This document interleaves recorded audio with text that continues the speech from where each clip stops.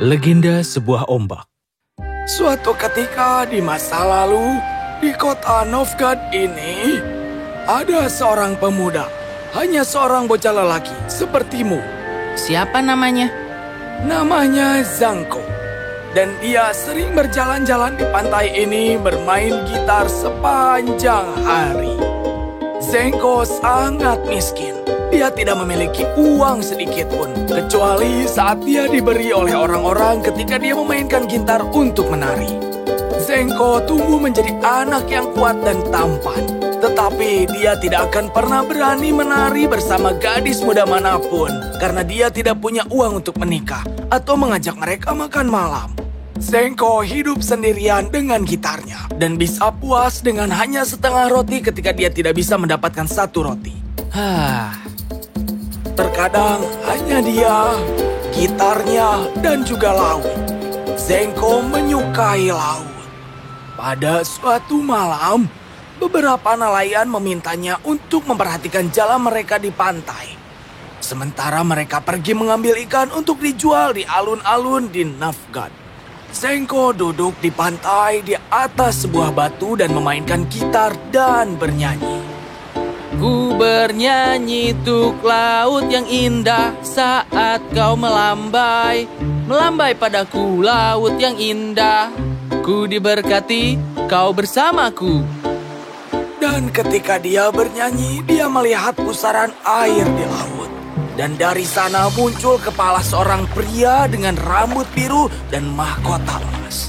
Dia tahu bahwa pria besar itu adalah lelaki tua dari laut. Gelombang-gelombang kecil mengalir darinya ke segala arah saat dia keluar dari air. Zanko dari Novgorod, kau telah bermain dan bernyanyi berhari-hari di tepi pantai. Anak perempuanku suka musikmu, dan itu juga menyenangkanku. Buang jalannya ke dalam air, kemudian tariklah, dan air akan membayarmu untuk nyanyianmu. Dan jika kau puas dengan bayarannya, kau harus datang dan bermain bersama kami di Istana Hijau Laut. Dengan itu, lelaki tua dari laut turun lagi ke perairan laut. Ombak menutupinya dengan raungan. Iya, tidak ada salahnya untuk mencoba. Dia melemparkan jaring ke laut dan kemudian mulai menariknya keluar dari air. Dengan mudah tali itu ditarik dan jaring menetes dan berkilau di bawah sinar bulan. Tidak ada apapun di dalam jaring itu. Dan kemudian, tepat ketika jaring yang terakhir datang, dia melihat sesuatu di dalamnya, persegi dan juga gelap. Dia menariknya keluar dan melihat itu adalah sebuah peti. Dia membuka peti itu dan penuh dengan batu-batuan berharga, hijau, merah, emas berkilau di bawah cahaya bulan. Dia mengambil peti itu dan meletakkannya di tempat yang aman. Sepanjang malam dia duduk dan menyaksikan jaring bermain dan bernyanyi. Pada pagi harinya para nelayan datang dan memberinya sepotong roti yang utuh sebagai imbalan. Dan ini adalah makanan terakhirku sebagai orang yang miskin. Zanko berjalan ke kota tempat dia menjual beberapa batu dan dengan apa yang didapatnya, dia mendirikan gerai di pasar. Hal-hal kecil menjadi hebat, dan dia segera menjadi salah satu pedagang terkaya di Novgorod. Dan sekarang setiap gadis di kota itu akan memandang Zanko dengan manis. Tetapi meskipun dia kaya raya, Zanko tidak berubah. Cintanya untuk Laut Volkhov tetap ada. Setiap hari dia akan mengambil gitarnya dan bermain dan bernyanyi di pantai. Tidak ada gadis di Novgorod yang secantik laut.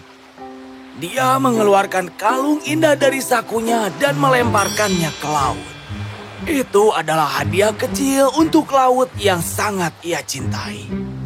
Suatu hari, ketika dia sedang berlayar di sebuah kapal di Laut Kaspia, tiba-tiba datang badai.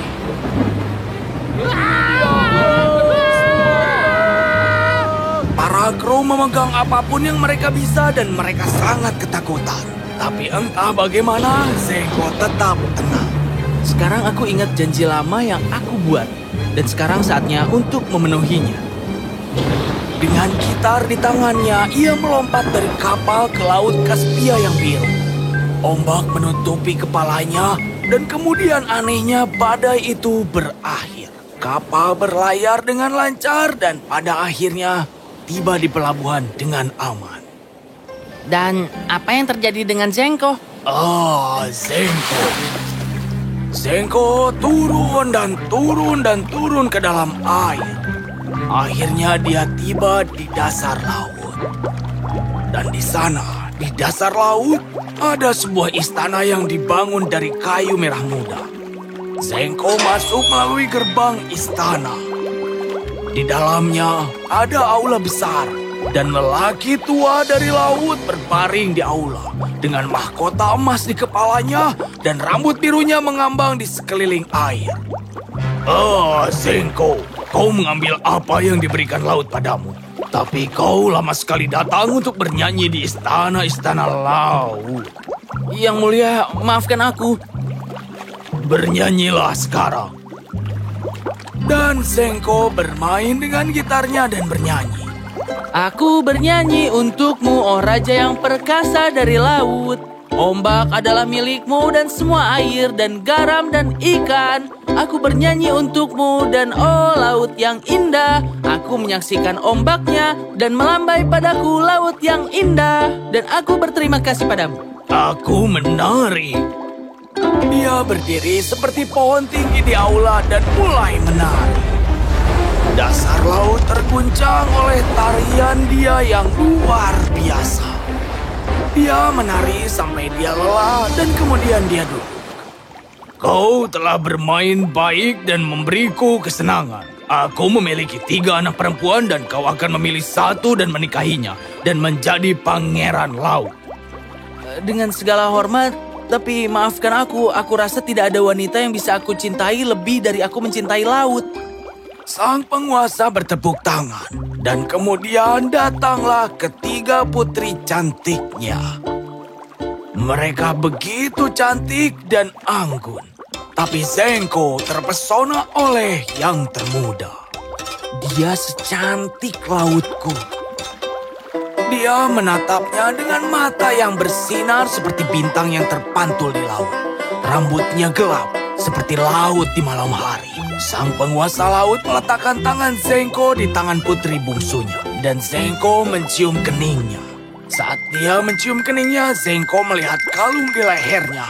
Dan dia tahu itu adalah kalung yang dia lempar sebagai hadiah untuk laut. Dan Zenko tertawa bahagia dan memeluk putri bungsu sang penguasa laut dan dia memeluknya kembali. Segera mereka menikah. Dan sang penguasa laut tertawa bahagia di pesta pernikahan sampai istana bergetar dan ikan berenang ke segala arah. Dan setelah pesta itu, Zenko dan pengantin wanita pergi bersama ke istananya. Dan sebelum mereka tidur, dia berkata, Oh Zenko, kau tidak akan melupakan aku kan? Kau akan bermain untuk aku kadang-kadang dan bernyanyi? Aku tidak akan pernah melupakanmu sayangku. Dan untuk musik, aku akan bernyanyi dan bermain sepanjang hari. Ya, itu mungkin saja. Setelah mengatakan itu, dia tertidur. Zenko juga tertidur. Di tengah malam, Zenko kebetulan berbalik di tempat tidur dan dia menyentuh sang putri dengan kaki kirinya. Dan dia kedinginan seperti es di bulan Januari. Dan dengan sentuhan dingin itu dia terbangun. Dan ternyata dia terbaring di bawah langit Novgorod di tepi laut. Kakek, apa yang terjadi setelah itu? Ada banyak cerita. Ada yang bilang mereka pergi ke kota dan menjadi pedagang. Tetapi aku percaya bahwa dia mengambil gitarnya dan berenang ke tengah laut dan tenggelam di bawah air mencari putri tersayangnya. Mereka mengatakan dia menemukannya dan masih hidup di istana merah muda di dasar laut. Dan ketika ada ombak besar, kau mungkin tahu bahwa Zenko sedang bermain gitar dan bernyanyi dan bahwa sang penguasa laut sedang menari di bagian bawah menyebabkan ombak. Menurutmu apa yang terjadi? Aku juga berpikir dia kembali ke putrinya.